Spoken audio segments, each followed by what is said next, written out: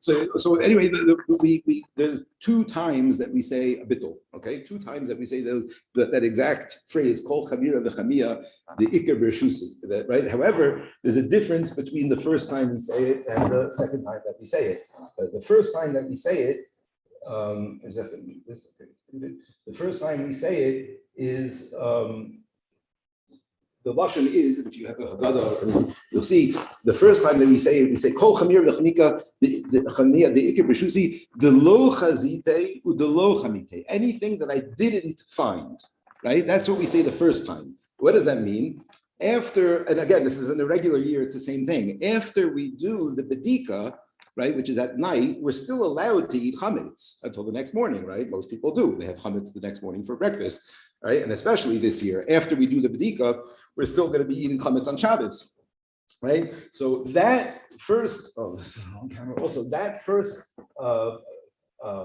bittul that we say, we are only being mevatel the chametz that we don't know about, right? Because there's chametz that we do know about that is going to remain ours because we're still going to be eating it the next day, right? The rest of the night and the next day, etc.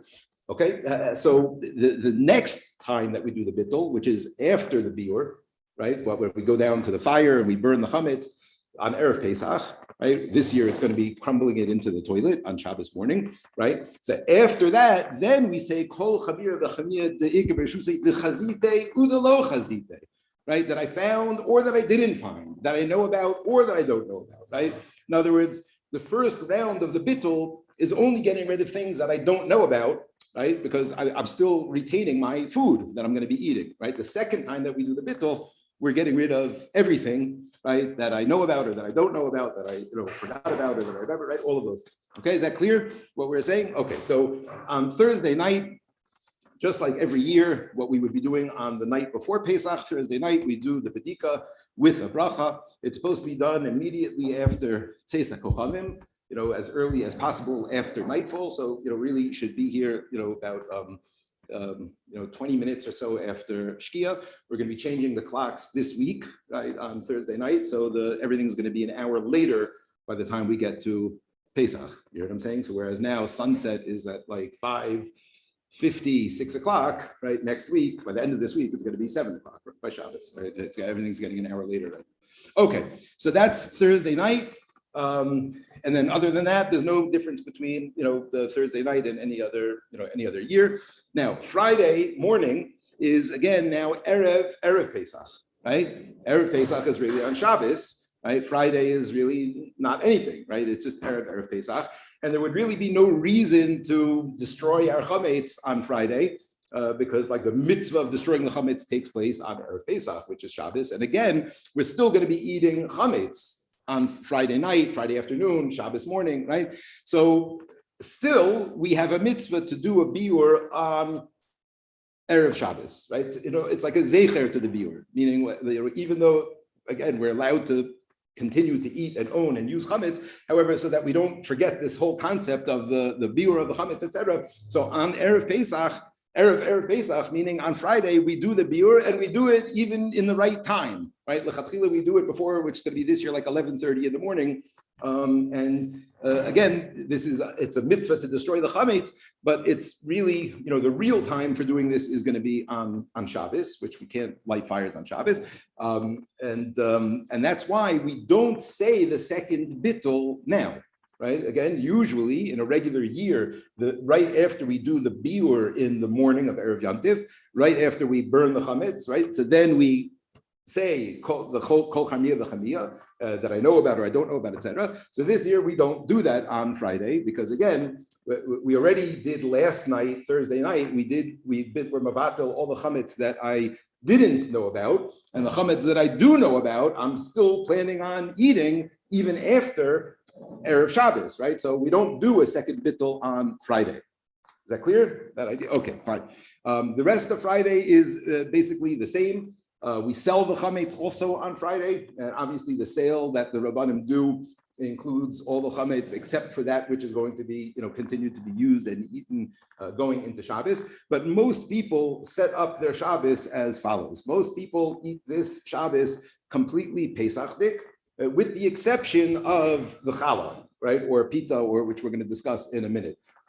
But the reason for that is as follows: we're not allowed to have matzah on Erev Pesach. Right? Any matzah that you are allowed to be mekayim the mitzvah with, you're not allowed to eat Erev Pesach. Why? Because there's a mitzvah. Some people have the minhag even for 30 days before Yom Tov. Some people have the minhag from Rosh Chodesh, right? But I think that's what we do. But we want to go into the Seder excited for the taste and the experience of that matzah. So therefore, on Erev Yom Tov, every year, and this year it makes it more complicated because it's Shabbos, so we have a mitzvah to wash and have bread, right? So normally on an Erev Yom Tov, Erev Pesach, we don't have any bread at all. We just have whatever food that people have in the house, etc. Right? However, this year, because it's Shabbos, we have a chiyuv, we have a mitzvah that we have to wash and bench on Shabbos, and therefore we have to deal with bread. So we're going to explain how that works, in a minute. But how it goes into Shabbos, basically what everyone does is they get their house completely ready for Shabbos, for Pesach before Shabbos, meaning all of the chametz dishes are packed away. People use chad pa'ami stuff for the bread when the bread is out, which we'll explain in a minute. But basically this whole Shabbos is kept Pesachdik. The only thing you have to make sure is that it's no matzah. So it's like a Pesach Shabbos, but without any matzah that you're allowed to eat. Okay. Furthermore, all of the preparations for the Seder you have to make sure that you do before Shabbos, right? Especially those that involve any sort of malacha that you can't do on Yom Tov. For example, you're not allowed to clean lettuce from bugs on Yom Tov. Right? You're not allowed to, either because of borer or also because of killing bugs. You're not allowed to kill a bug on Yom Tov. Just like on Shabbos. So let's say if you're eating romaine lettuce or something like that, so that's something you would have to prepare before Shabbos. And other things, let's say like roasting the zroa and the egg and those types of things for the Seder plate. So all of that needs to be done before Shabbos. Otherwise, you're going to have to do it Motzei Shabbos, and that's going to push off, the Seder significantly. All Yom Tov preparations should really already be taken care of before Shabbos. Anything that's needed for the Seder. So that's it. Hopefully, if we're doing it right, we're going into Shabbos ready for Pesach. Right. I will tell you one thing. One big benefit of this year of Erev Pesach Playos Shabbos is that, especially for everybody in the family who's working hard and getting the house ready for Yom Tov. So very often the Seder night is very, people are exhausted by the time it comes to the Seder, especially mothers and, the families that, they've been working and cooking and handling and doing all these things. And by the time they get to the Seder, it's like the finish line, but it's exhausting, right? So, and that's why some people miss in Chutz La'aretz that you get that second Seder, to be more awake. However, this year it's a big milah because you have Shabbos is Erev Pesach. So you can't do any malacha. You can't do anything preparatory for the Seder. Has to wait until Motzei Shabbos, until like 7:32 when Shabbos is going to be over. So you're not allowed to do a thing, right? Not even malacha. You can't do hachana. You can't even set up the chairs or whatever. You can't do anything for Yom Tov on Shabbos. So you're forced to relax this year, right? So everybody goes into hopefully the Seder this year more relaxed and more refreshed. Okay, so Shabbos night, the meal is as follows. We have to wash. We have to have wash and bench on bread. That's a mitzvah of one of the mitzvahs of Shabbos, to wash and bench lechatchila 3 times. Does anybody know where we know this from? Where does this come from? It's a pasuk in the Torah that says a word 3 times. Ichlu hayom kadosh Hashem. So it says the word when it talks about the man falling for Klal Yisrael. So it says when it's describing what's going to happen on Shabbos, the word hayom is mentioned 3 times. So from there we darshan. It's most don't assume it's min haTorah. They assume this midrabanan, and this is just like a hint in the Torah. But from there we see this is the inyan, the mitzvah to have shalosh sudos on Shabbos, and lechatchila we're supposed to wash and bench at all 3 meals. Certainly the first 2 there is a chiyuv. right? Unless a person has any medical reason. Other than that, there's a responsibility, a chiyuv, for a person to wash and bench at least, first 2 meals, and according to many poskim, all 3 meals on Shabbos. So this week, this year, we have an issue because on the one hand, we can't have matzah, right?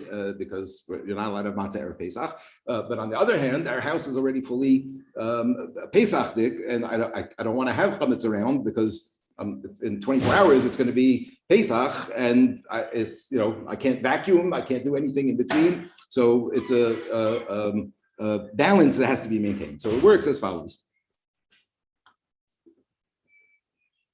What most people do, and this is what I'm going to recommend, and halachically this is the preferable thing to do, is to, like we said before, the whole meal, everything should be completely kosher for Pesach and prepared and ready for Pesach. What we do is we spread out a plastic tablecloth, right, and over the whole table. If you have little kids, you have to be much more careful, and somebody has to really be watching them carefully to make sure they're not making a mess and getting stuff around and getting crumbs in their clothing and moving. You really have to be very careful. But basically, we wash and make hamotzi. People recommend to use pitot because pitas make less crumbs than challah or bread, right? But that's not a halacha. That's just like an idea. People say bagels are not mechubad to use for a Shabbos meal. It's like not a mechubad type of bread. I saw that in poskim. So you should find, again, you could use regular challahs if you want to. It's just picture a challah tray, a challah board after you've cut up challah, and right, that's like a nightmare going into Pesach. There. Okay, so that. Okay. So that's like so what many people do is they just have pitas and we eat like super carefully. Like I make hamotzi, over the plastic tablecloth, and we break off pieces and put it down in front of everybody on the tablecloth, and everybody is like very careful with their hands and their mouth, and and we eat a kibetza of challah. Okay, that why this to explain. So the Shabbos normally, to eat something you're only chayev in a kazayis. Right. I'll talk about how big these sizes are in a minute. Normally, you're only chayav to eat a kazayas. However, on Shabbos, because there's a mitzvah to make the seudos festive and big and gishmak, so on Shabbos there's the mitzvah to wash on a kibetza. And again, so both Shabbos meals, Shabbos night and Shabbos day, it's the mitzvah is to have more than just a kazayas. Kibetza is 2 kazesim. Now, the size of a kazayas and a kibetza, these are very big discussions in halacha and controversial topics and all different opinions, and especially on Pesach, it comes up a lot, and we'll talk about it when it comes to the Seder, because when we're talking about eating matzah, we're going to be much more machmir, much more stringent in the size of a kazayas, and we're going to assume it's much bigger. But halacha l'maisa, practically speaking, when it comes to the halachos of a kazayas, for anything in the Torah, for brachos, for how much you need to eat to bench, for to make a bracha achrona, for anything that there's a halacha of a kazayis, the psak of Rav Asher Weiss, and this is what I follow and tell people. It's halachically it'd be the size of 1 large olive nowadays, not a giant olive like the meraglim, but 1 large olive, because it's hard to know exactly what 1 large olive is. So like 2 medium-sized olives for sure is a kazayis. Okay, which basically means like if you take 1 big bite of a pita, that's a kazayas in your mouth at once. You know what I'm saying? That if you take a big bite, at least my big bites, I can't speak to you guys, but 1 big bite of a pita, right, is let's say like this amount, right, of pita, which is like that thick. That's like for sure a kazayas. Some folks can say the size of a little matchbox. You guys probably don't know what those look like anymore, like those tiny little matchboxes. Anyway, it's not a lot. So when it comes to this, we buy enough pita in advance. You have to have lechem mishnah, right? You have to make hamotzi on 2 of them, and we make sure that there's enough. If I need to get a 3rd pita, to make sure that everybody gets, just like a kibetza, which is, let's say, a quarter of a pita or a 1/5 of a pita or something like that is already a kibetza, a quarter, let's say, for sure. So, if everybody at the table gets a quarter of a pita, so everybody eats that, they wipe off their hands, they wipe off their mouth, we wrap up the tablecloth, right? And, and again, you could do this with spreads if you want to, you can have tina out and whatever. You don't have to do it like, like a secret, thing. But the point is that we are setting up the meal, that we are fulfilling the mitzvah of washing making hamotzi on lechem mishnah without compromising by eating matzah. And then we wrap everything up, throw it in the garbage, right? If we want to, if there's actual pieces of crumbs left, you should flush them down the toilet. If there's anything significant, break it into pieces and flush it down the toilet and throw everything out. And then we've finished with hamotzi, and now we have the rest of the meal. And then you just eat your seuda, and then you bench at the end, and that's how you do your Friday night seuda. But other than that, Shabbos night is all the same. If for whatever reason a person can't do this, or they don't have pitas and things like that, so there's a question about using egg matzah. Right? Since egg matzah you can't really be makayim the mitzvah with, Ashkenazim for sure can't be makayim the mitzvah with, and it's also not actual chametz, right? It was like even for Ashkenazim, an egg matzah, you're allowed to own it on Pesach, you're just not allowed to eat it. Right? You guys know what I'm talking about? Matzah ashira. So the matzah has to be made of just flour and water, right? Any other ingredients, any other liquid that is added into the matzah makes it into something called matzah ashira, like a enriched matzah, something like that. So matzah ashira is a machlokas between the Sephardim and Ashkenazim. Sephardim eat matzah ashira on Pesach. Ashkenazim do not, except in a situation of, let's say, an elderly person who can't eat matzah or can't digest it, or children that need more food available to them. So in those situations, like little kids, we will allow matzah ashira. But that means is that it's not chametz. There's no question that we don't consider it chametz, right? We just like gzeira, we are careful. Just like kitnius, right? The question of kitnius, we also know is for sure not real chametz,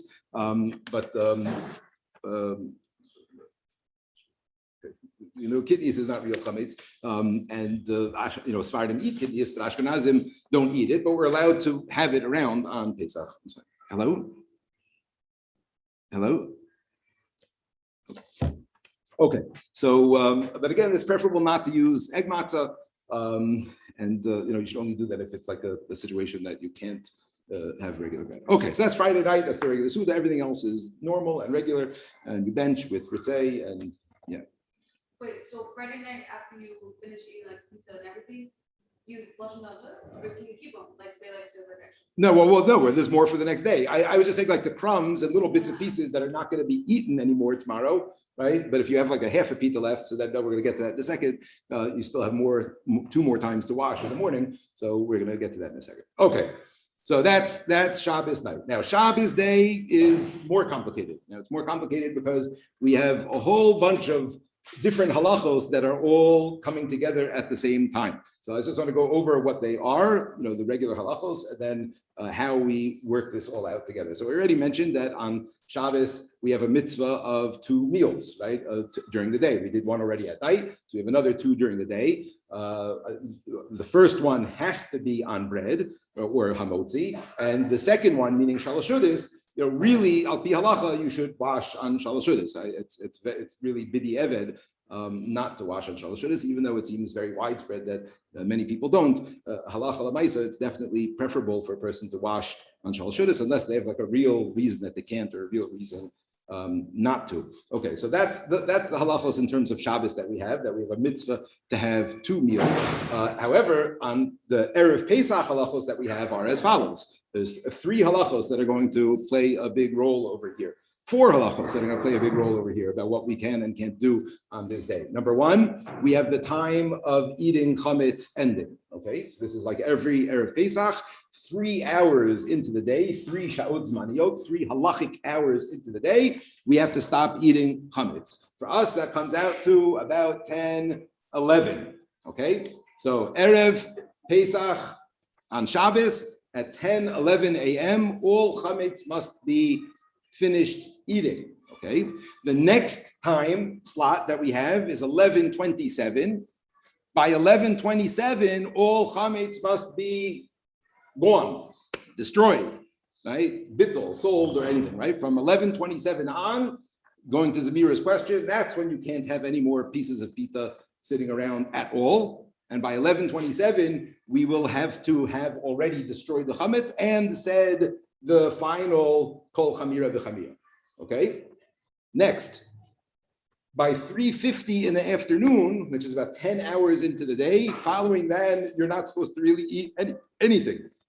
You could have snacks like fruit and stuff like that, but you're not really supposed to eat anything. And that's a halacha of the Seder, right? The halacha is just like we don't eat matzah the day of the Seder, the day before, but we also are not supposed to eat anything so that we get into the Seder really, really hungry and cranky. No, really, really, really hungry and excited for the Seder. And obviously for kids, you have to make sure that they don't get cranky, right? But so starting from 3:50 in the afternoon, we don't eat anything of significance anymore. Okay, and finally, the final halacha is, like we said before, is that we don't have anything on Erev Pesach that's actual matzah, right? We can't eat, matzah at any point during the day. And we'll see what else that includes as far as other foods that are cooked with matzah meal and matzah, products and things like that.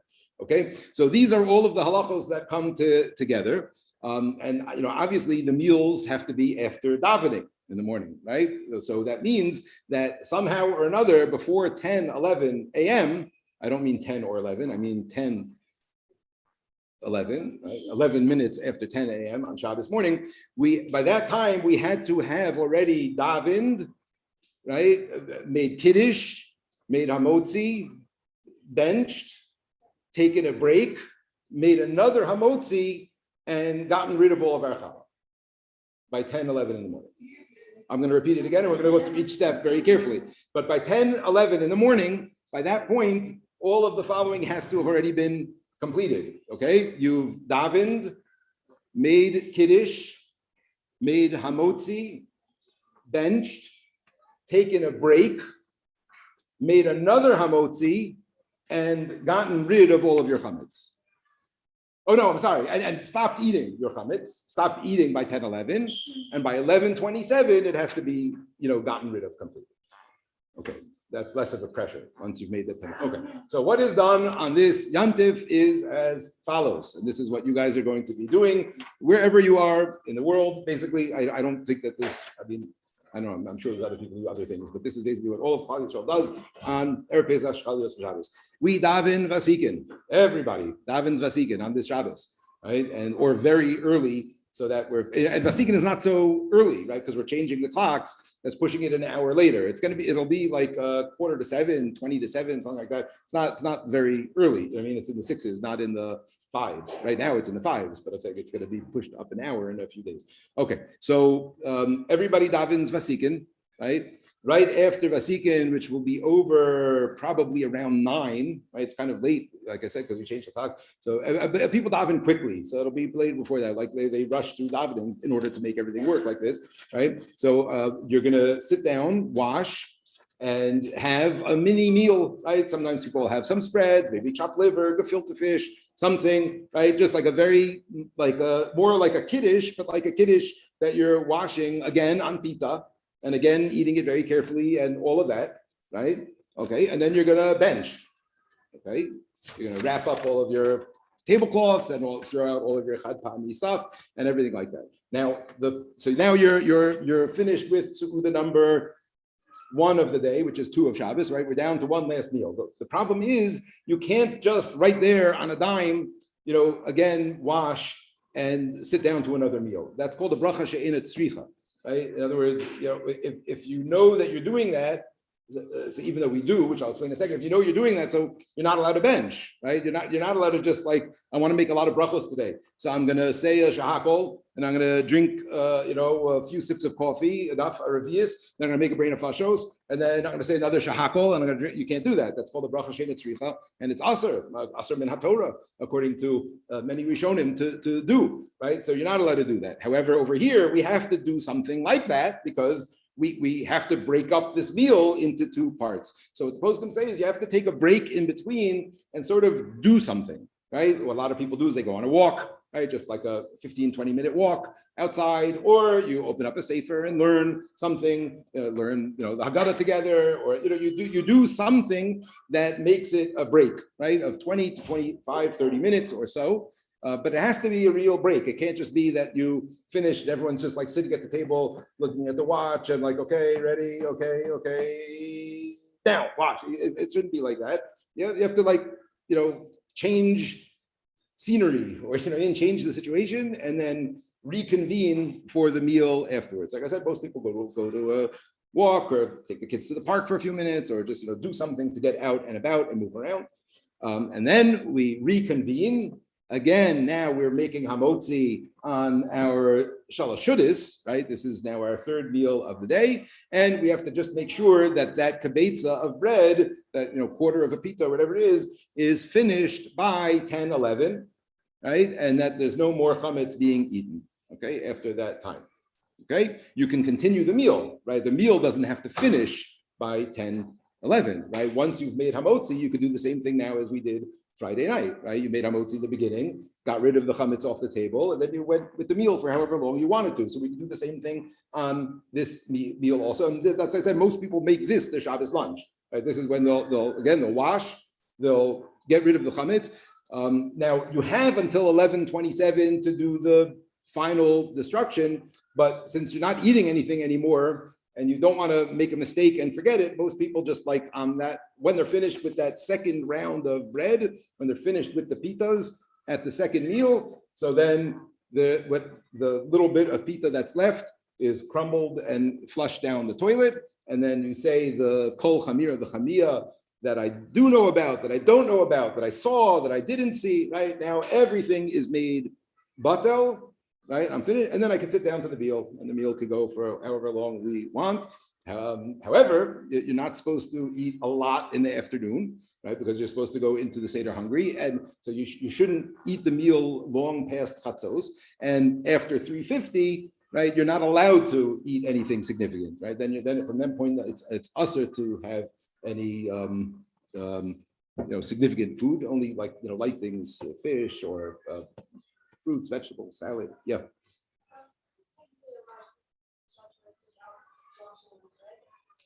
I don't know what allowed to means. The halacha is a person is really required to wash for all three meals. Many people don't on shalosh shudis, and the halacha is if a person can't wash, so then you could be yotze with other things, and that ends up being something that a lot of people do. But that's not really the right thing. Like l'chatchila, people wash 3 times on Shabbos and bench 3 times on Shabbos, right? But there are people that do that. What Rina is saying is that people who usually anyway don't take shalosh shudis so seriously and don't necessarily wash on shalosh shudis on a regular week, so they maybe don't do all of this, and they just make sure that they eat their first meal early and finish before 10, 11, and then anytime in the afternoon, before 3:50, they'll sit down and have whatever they'll have, some fish and fruits and whatever they'll have as their shalosh shudis. But again, that's not really what you're supposed to do. But most people, like at least on this Shabbos, they do it this way, and they wash both of those times. Okay, let's make sure I've covered all the things over here. Right, you're supposed to rinse out your mouth also at that point, right? Like before 10, 11, right? Because you just ate some pita and stuff like that. So you should rinse out your mouth and try to get any crumbs out. And obviously being very careful when you wrap everything up that there's no little crumbs that are around. Even if there's crumbs in the garbage, people generally take out the garbage to the pach, before the time of the bittul, right? So at that stage also, at the beginning of the meal, if you managed to flush all the crumbs down the toilet, so then that's fine. Or you've shook them out outside somewhere, that's hefker or something like that, that's fine. Even if it's not hefker, the truth is crumbs that you, let's say we would shake out the crumbs out there, and technically the crumbs are still on our property, that's still not considered, halachically ours. But it's better to get rid of it. And what most people, like I said, most people will take out the garbage and actually put it in the pach before 11:30, so that they, can be finished with everything as far as that's concerned. Okay, just one other point about Erev Pesach on Shabbos throughout the day. Like we said, so you're not allowed to have matzah during this day. So too, you're not allowed to have anything that technically could be yotze the mitzvah of matzah. So let's say like knedlach, or matzah balls. So matzah balls you could eat, not after 3:50, right? From 3:50 on, you're not supposed to make mazonos and eat anything like that. But matzah balls, even though they're made from matzah meal, that is mutter. Or let's say you've got schnitzel, and the schnitzel is fried in matzah meal and something like that. So that's mutter to eat. It's mutter to have matzah meal based foods so long as they are cooked. Right. However, when it comes to cookies and cakes, so here it's a little bit more of a question. Some poskim say that because if you would eat a ton of cake, you would make a hamotzi on it, right? So maybe b'di eved, if you would eat a ton of cake made out of matzah meal, you could be mekayim the mitzvah of matzah, and therefore there are poskim that don't allow even cakes like brownies if they're matzah meal based on Erev Pesach.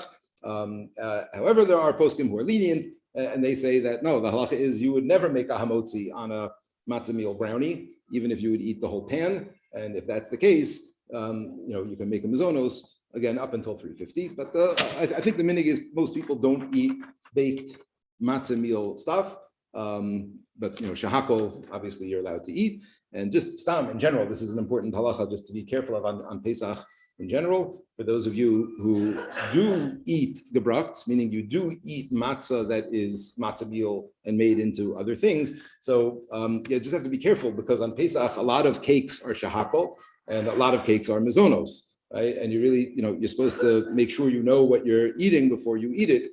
And I know like in our house, my mother-in-law especially is like the dessert maker on Pesach. She makes all different types of things, brownies and cakes and coffee cakes, all these things. And it's mamish, like impossible to know which ones are shahakal and which ones are made from matzah meal. So just important that you should, try to know that in advance. B'di eved, what happens if you made the wrong bracha? So b'di eved, you're yotze. In other words, if you accidentally made a mizonos and the cake was shahakol, right? So you're yotze and you're allowed to continue eating. And vice versa, if you accidentally made a shahakol, and it turns out the cake was mizonos, so it works b'di eved and you're allowed to continue eating. However, if there's somebody else there that could like be motzi you in the right bracha, that's preferable, right? Meaning, let's say I sat down and I saw a cake and I assumed that it was mizonos and I said mizonos on it. And then, I realized, no, it's not. My wife sits down, she says, oh, no, sorry, that was shahakol. And she's about to make a shahakol. So then it's preferable for me to be yotze again with her shahakol, or like,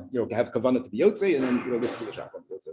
Okay, so far so good. We're up to Shabbos afternoon, Erev Pesach, excellent, and almost done.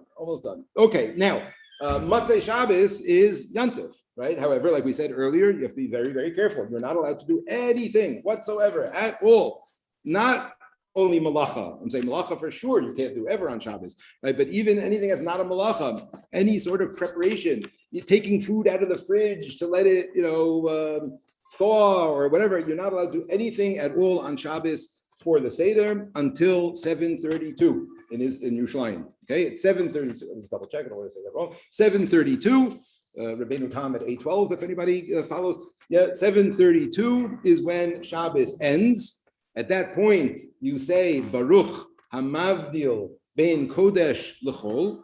Quote exactly like that. Baruch Hamavdil Ben Kodesh L'chol. And now you're allowed to do malacha. That's like in every week, it's like this, right? Every week, you don't have to wait until Havdalah until you do malacha. If you daven Ma'ariv, so then you say Atachan Antanu in Ma'ariv, right? Which there is this year also. Not Atachan Antanu, but a different Atatodienu, what's it called? It's a different, the Todienu. Yeah, so, but if you didn't daven Ma'ariv and you want to start doing malacha before Havdalah, even to get the matches for Havdalah, right? So you have to say first, it's like your official mini Havdalah, but you have to say it, Baruch Hamavdil Ben Kodesh L'chol, like blessing Hashem for making the distinction. And that's like a mini Havdalah. So that's what you have to do the night of the Seder. So right after Shabbos is over, everybody's all relaxed on the couches, reading Mishpacha magazine, playing with the kids, talking about Yetzias Mitzrayim, and then all of a sudden, 7:32, ding, ding, ding, ding, ding, ding, ding, ding, ding, everyone jumps into action, and Baruch HaMavdil, and then at that point, you could start getting ready for Yantif. Now, just a few things about this. So there's candle lighting for Yantif, right? People who light candles for the Chavod, women, meaning, or single people who light candles. So we light candles for Yantif. There's a big question whether a person is supposed to say Shechianu at the candle lighting or not. I generally tell people not to say Shechianu and to be Yotze at Kiddush, but many women have the minhag to say Shechianu, and if that's your minhag, so then that's what you should do. So you should light Yantif candles, and then start getting ready for Yom Tif. At that point is when you could start doing all the blacha that you need to do, that's mutter to do on Yom Tif to get ready for the Seder, and including things that's not malacha, like I said, just setting the table and putting out the chairs and getting the pillows and anything that you need to do. So you can only start doing that only after 7:32. Okay, the final halacha really about this is just the kiddush that we make. It's not unique because it happens more frequently than Erev Pesach, Shabbos, Shabbos. But the kiddush that we have anytime that we had a Rosh Hashanah this year, we had it like Matzah Shabbos was Rosh Hashanah? No, it was Sukkot. We didn't have 3 days. We didn't have a 3-day Yontif. No, we didn't have 3 days. No, maybe it was last year. Maybe it was last year. Anyway, anytime you've got Yontif and Shabbos, no, it doesn't have to be 3 days. It could also be like a Shabbos Yontif going into Yontif. You know what I mean? But anytime you have Shabbos going into Yontif, so you have a very special kiddush. It's called Yak Nahaz. Okay, you guys heard of this before? Yak Nahaz. Okay, Yak Nahaz is an acronym. Okay, it's Rashi Tevos. It's an acronym for Yud Yayin, Kuf Kiddush, Nun Ner, Hey Havdalah, Zayin Zman. Okay, Yak Nahaz. I remember when I was in 4th grade. So Rebbe at the time said, whoever can tell me if you eat yak nahaz with a fork or a spoon, we'll get $1. And nobody knew except for one guy.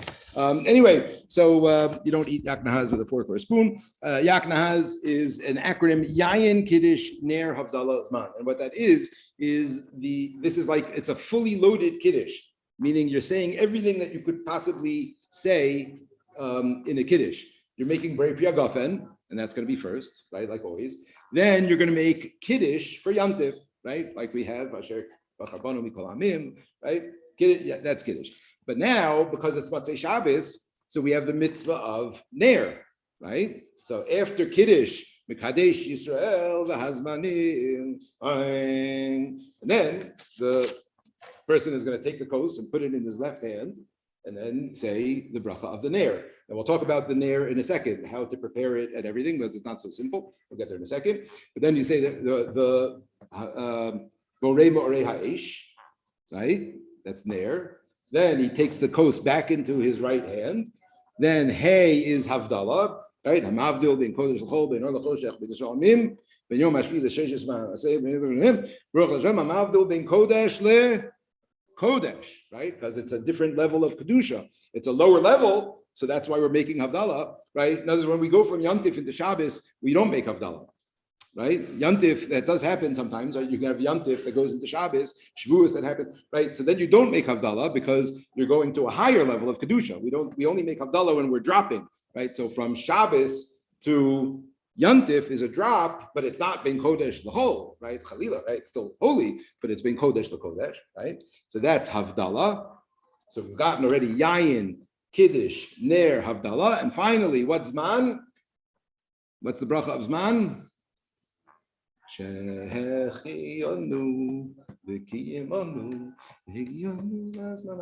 No, so the bracha of Shechianu, that's called Zman, right? Shechianu lazman. Right? So that's called Zman. In the Gemara Mishnah, that's called the bracha Zman. So that's it. So that's Yak Nahaz, a fully loaded, all bases loaded. You just got to bat it out of the park. Fully loaded Kiddush.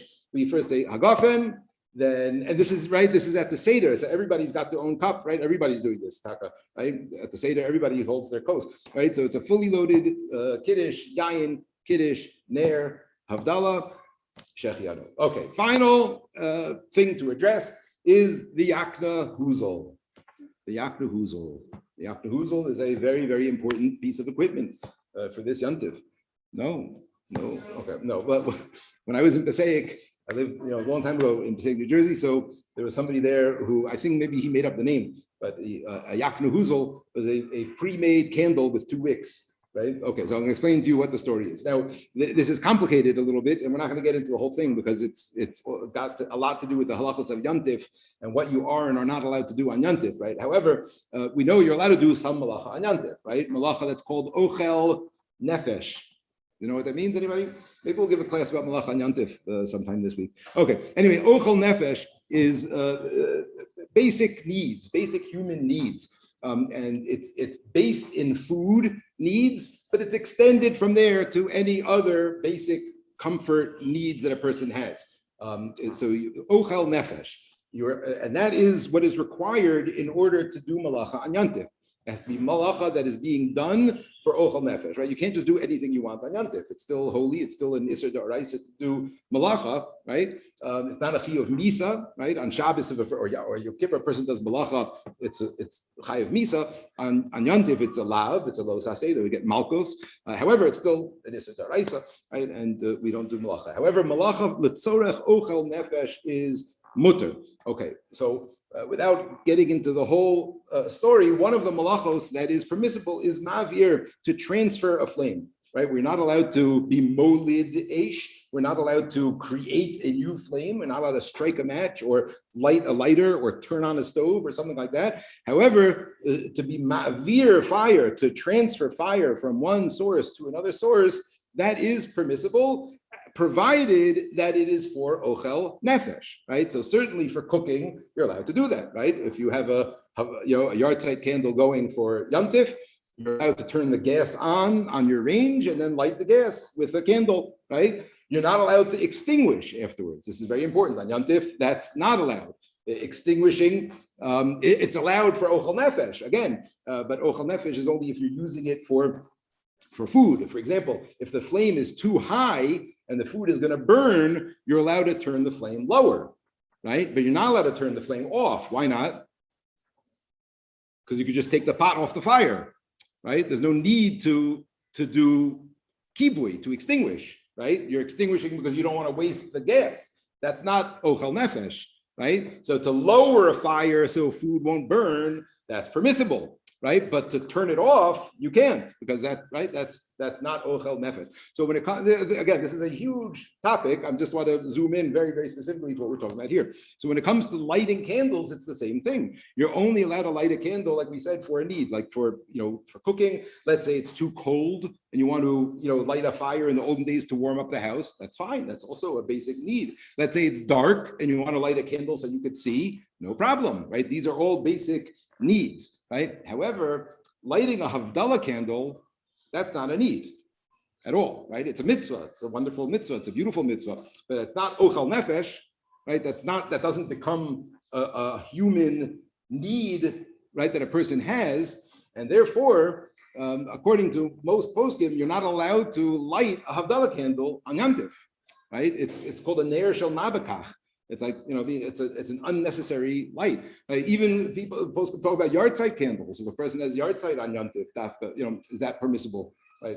There's no real need, and there's no Yantif need to have a yahrzeit candle lit. Right? So this is a very, very big shaila, right? And therefore, there's no question that it's preferable to not light the Havdalah candle on Yantif.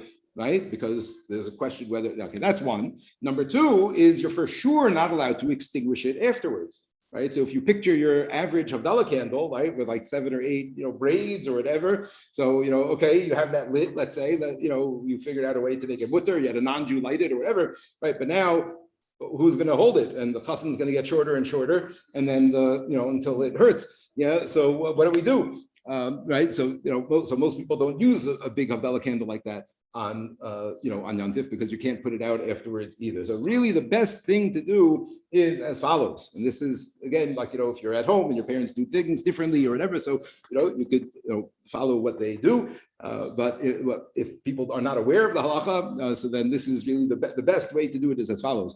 When you are lighting your Shabbos your Yantif candles that night, one of the candles should be prepared in advance from before Yantif, and I'll tell you right now how you could do it very easily. But one of your candles should be prepared in advance with 2 wicks.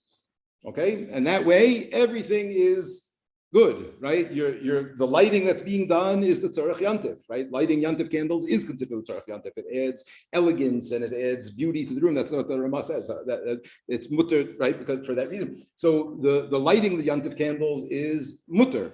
Right? Obviously, you don't need to blow them out because they're going to remain lit the whole time. So if one of those Yantif candles is a Aknohoozo, you've got a double wick in that one candle. So then you can use that candle for Havdalah. And this is what we do. One of the candles that is lit, I prepare it with 2 wicks, which I'll explain how in a second. And then before Havdalah, before Kiddush, Leil Yantif, I'll take that candlestick and carry it to the table. It's not Muktzah, it's Yantif, right? I'll carry it to the table so that it's the candle that everybody can see and have access to, right? And then we'll make Kiddush, Yaknahaz. And then after the bracha, we're finished with the candle. It's not safe to keep it on the table with all the kids and whatever. So then we'll move the candle back to where the Yantif candles were, and everything is good.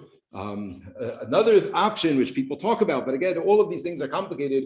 If you already have your Yantif candles lit, why we are getting into this, I'm sorry, just to make this clear, the halacha is that for Ner on Havdalah, it has to have multiple wicks. That's the halacha. In order to be considered a flame, an avuka, a torch, it has to have multiple wicks. Even 2 is enough, but it has to be more than just 1. That's why we're doing all of this. So the idea is to try to set up one of our Yantif candles with a double wick, and that way you have the wick, the fire burning. What some people do, and this again is also questionable, they'll have you can't do this with oil candles. Let's say there's real candles that are lit in the home. So some people will hold the 2 candles together for a second, right? So that the wicks are now together and joined. And now you have an avuka, you have a ner for Havdalah, and then they'll make the bracha, then they'll separate them. The problem is that separation, according to many poskim, is an act of kibui, right? Because you're taking one big flame and you're breaking it down now into 2.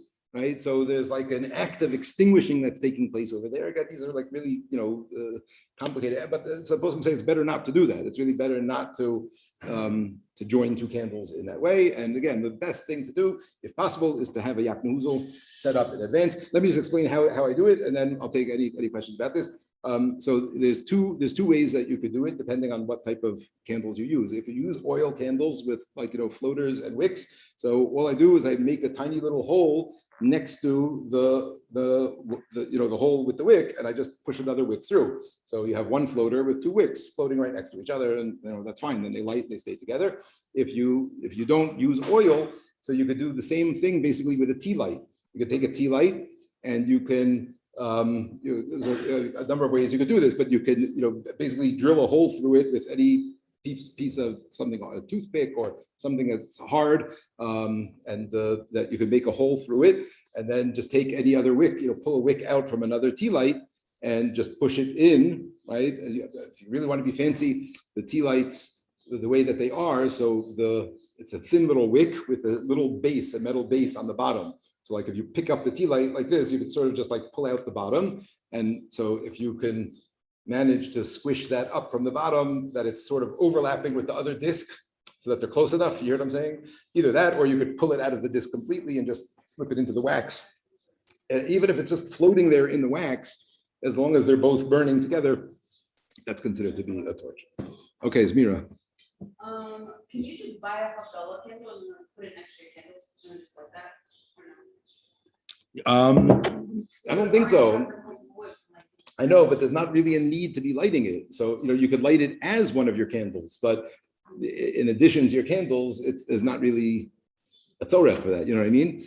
And then also you have to be careful because when those things burn down, they're not like meant to just burn down. You know what I mean? Right. They melt to a pool of wax and it can catch on fire. And it's like, you have to be very careful with that in general. What you are allowed to do, just if that happens to be what you do, you are allowed to put a candle into a base of water on Yantif. In other words, let's say you want to do that. Let's say like what you said, like we have at home. I'm just thinking, our Havdalah candle that we use is not one of those big ones with like lots of braids. It's like sort of a long pyramid, kind of, with just a couple of wicks at the top, right? So technically, you can light that as one of the Shabbos candles, right? As one Yantif candles, like 1, 2, 3, and just let it burn the whole way down over Yantif. The problem is that that's dangerous, depending what you have it on. But you would be allowed to put that in water. You'd be allowed to put that on Yantif even. You're allowed to put that in water so that when it burns down and it gets to the point of the water, it'll put itself out. But again, the lighting that you're doing has to be that it's a Yantif need to light. So just to have the Havdalah candle doesn't count. Okay, we're good. Was this clear to everybody? Everything? Okay, Mitzrayim will continue next week with more halachos and Haggadah topics. When are we talking about selling comments? Next week we'll talk about it. We're going to do it online. By 10, 11, what should be done with